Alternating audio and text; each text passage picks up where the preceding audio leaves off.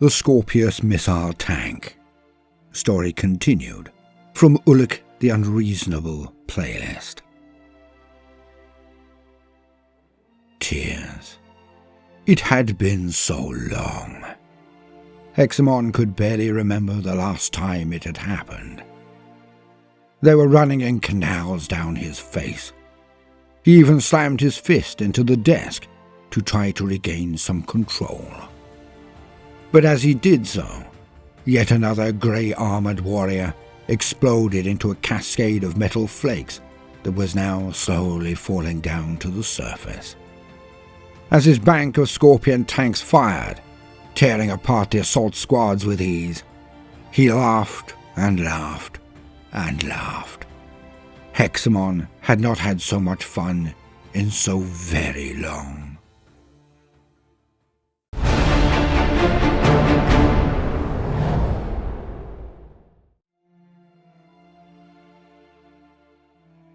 Hexamon the Oathkeeper was a captain of the Emperor's children, and not just any captain. He was known to most of his troops as one of the Triad, or the Triumvirate, is what some called them. Few above a certain rank cared, or even acknowledged what was going on. Fewer still really tracked this sort of thing anymore. For once the legions had been tight, disciplined, orderly. Nothing went unnoticed. All was ordered and regulated. Everything. Every last moment of every single day. But now, in many legions, the changes had come slowly. Not so in the Emperor's children. 1 month they were deemed one of the most professional, direct, and skilled of all the legions. Now, the damage to their structure alone had been terrifyingly swift. The rot had set in, is what many had commented. But this was not the truth. The rot, as one might put it, had been run toward and grasped with a hungry passion few will ever experience. For the Emperor's children had always been railing against their past, their cheated fate. So when the new wave of activity had come, the alteration, the enhancement, the mutilation of their near-perfect forms, most got on board not just willingly, but enthusiastically. And when it came to using these new abilities, they showed little to no restraint. But Hexamon had not done this. He had wanted to, but had resisted. He was saving himself for a better fate, a much grander metamorphosis. It was, of course, all thanks to his friend, Ullik, providing him with the materials he needed to be multiple steps ahead of his competitors. While others played with narcotics and enhancements, degenerating swiftly, Ullik had kept those around him in the know. How? Nobody knew. But he was always at least one step ahead of those around him, often many more. And Hexamon had been able to speak to Ullik like no other in his entire life, as equals. And Ullik had given him books, scrolls, parchments, and data screeds aplenty. All of it entailed a discourse of a completely new source of power, a well of infinite potential that he could plumb at any time. The gifts of the Dark Gods. And Hexamon, like nearly all from his legion, had chosen Slaanesh as his master, the Prince of Pleasure. Yet he was so far ahead of his competition that Hexamon would be genuinely grateful to his friends. Gratitude. A strange thing for him to feel. He had always done everything himself, had never relied or trusted any. Not when he was a member of a squad that was supposed to be his family. Not even when he was fighting cheek to jowl with these men did he ever consider them his equal. They were footnotes in his memoirs. They were backdrop to his legend. Nothing more. Yet, in these two individuals, Tarax Antarax, and Ullik the Unreasonable, he had found not just kindred souls, but lifelong friendship. And as Hexamon clenched his fist and slammed it down again and again on the table, his only thought was that he would have to save these moments to watch with them all. For he was witnessing what could only be described as a divinely inspired comedy. It was the tantalizing irony of it all.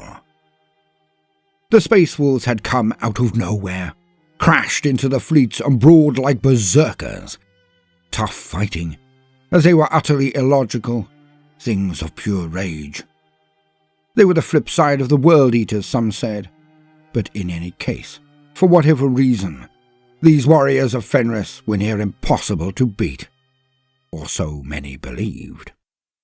They were the executioners of the Emperor himself, they claimed, and they had already crushed 1,000 suns. Some said that they were responsible for the missing numbers in the legions, the 2nd and 11th. But if anyone knew the truth of the matter, it was the old man Malcador, the Emperor, and the Rus, and they alone. In any case, Hexamon never worried about the past. His eyes were firmly fixed on the future. He did not give one single fig for the prodigious battle honours or pedigree of his enemies beyond that required to destroy them utterly. And Hexamon had been offered a defensive posting, one that seemed rather unobtrusive and unlikely to garner him any glory, nor entertainment. It was the proverbial short straw this time. Yet Hexamon had a strange feeling come over him when the posting was ratified.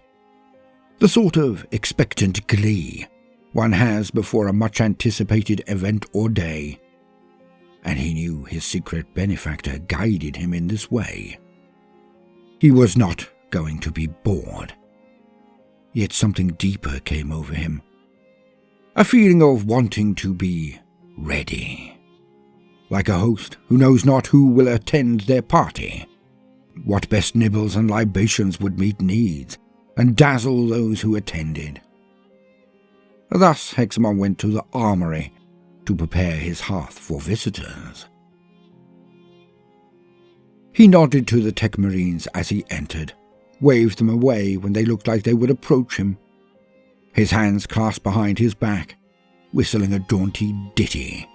Hexamon wandered the hallways, perusing, not choosing. It was when he came to a fleet of 12 brand-new shiny tanks that he gasped. As if struck by the entry of a classic beauty into a room, he went starry-eyed, and something stirred within him. Joy. He looked at his heads-up display and instantly turned and moseyed back to the tech marines to check on the status of the tanks. They were operational, had only arrived before Istvan. They had hardly been used. Few saw their utility in this war thus far.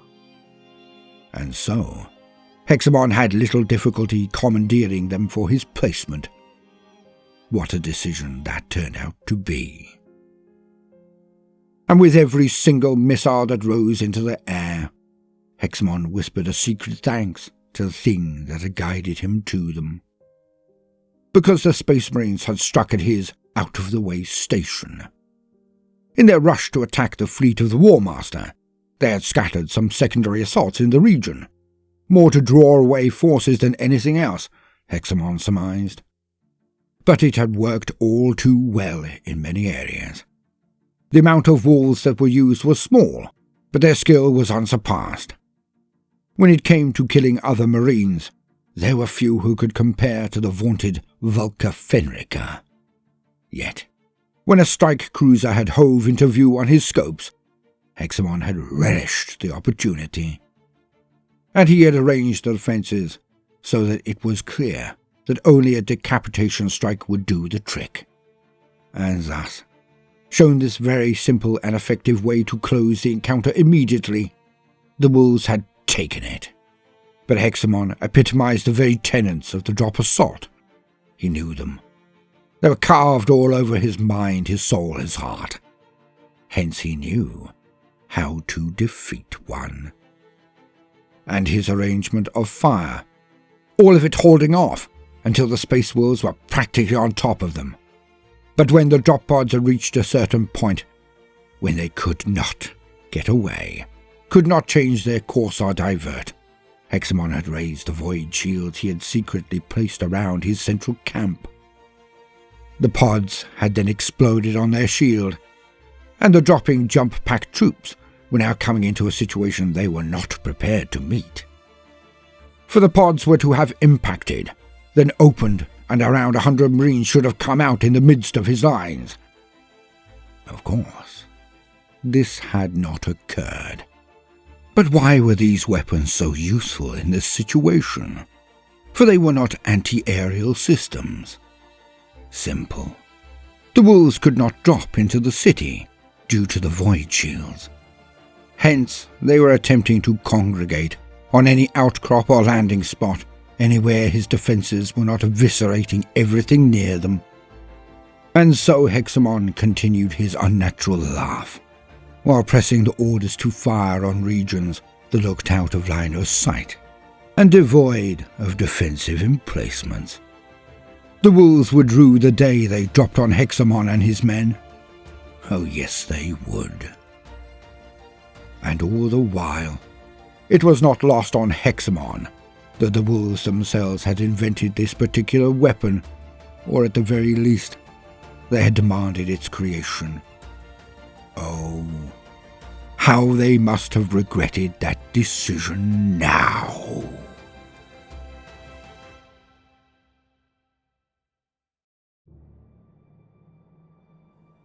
Welcome, gentle listener. I am Baldermort, your faithful servant, and I wish to introduce you to the forces, factions, and features of the 30K universe and the Horus Heresy, where the age of knowledge and enlightenment has ended, and the age of darkness has begun.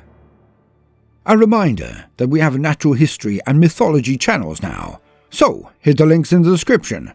And we have super thanks. If you enjoyed the video more than usual, then throw me a coin. Or, of course, Patreon. Now, let us proceed. For today, we are to look at one of the many support vehicles and ordnance that was extant during the Great Crusade and subsequent Horus Heresy. And this vehicle has a defined use, generated from a very specific event. And so, as usual, for the very basics, let us lean on existing wisdom. To quote, Dulce et decorum est, inimicum occidere, cum vidium virtutem. Sweet and fitting it is to kill the enemy at range with overwhelming firepower. The Scorpius Multi-Launcher. The Scorpius Multi-Launcher was an experimental prototype missile launcher system that was originally designed to replace the standard Whirlwind multi-missile launcher used by the various Whirlwind tanks of the Legiones Astartes. The Scorpius multi-launcher was still undergoing battlefield testing at the outbreak of the Horus Heresy, and was only fielded on Deimos Whirlwind Scorpius artillery tanks. The weapon system was created at the request of the Space Wolves Legion to aid in the campaign against the fortified bastion cities of the Xenos Gasulian sub-realms. The Scorpius fought alongside the Legion's Predator tanks and proved itself well suited to high-intensity operations. It was quickly approved for service across the entire Legiones Astartes. The Scorpius multi-launcher used a rotary-style drum-fed munition system that was capable of more rapid fire than its predecessor, and the rocket munitions used by the launcher were designed to concentrate their force in a more confined area, greatly increasing their destructive potential. The rockets used implosive warheads that are devastating to armoured infantry and light vehicles. In the 41st millennium, the ability to manufacture this intricate launcher system and its munitions has been all but lost, relegating any surviving Deimos Whirlwind Scorpius tanks to all but forgotten relics.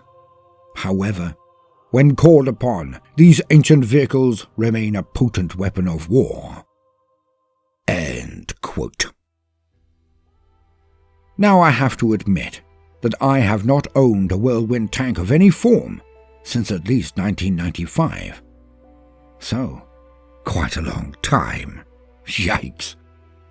For in my 40k Marines army, I now play Blood Angels, and their mantra is as simple as A, B, C. Always be charging. So, second-line defensive weaponry has not been my go-to for this army. But then, the very instant this vehicle is out in plastic, I shall be purchasing one or more, I can assure you. Now that the Horus Heresy has become a tad more mainstream, and they're releasing plastic models, I am building up my Iron Warriors. And I can think of no better weapon, today at least, than a Scorpius pattern Whirlwind to add to my collection. To be able to drop firepower on the other edge of the board without line of sight. Now that is something I now need in my army. And my life. And to sum up, so we see yet again the ability to change, to advance, to create new weaponry was ever present during the Crusade, a thing that was beyond the denizens of the grim darkness of the far future, until, of course, the era Indomitus. But that is a complicated situation, one I need to deal with in the future. Thank you for your precious time.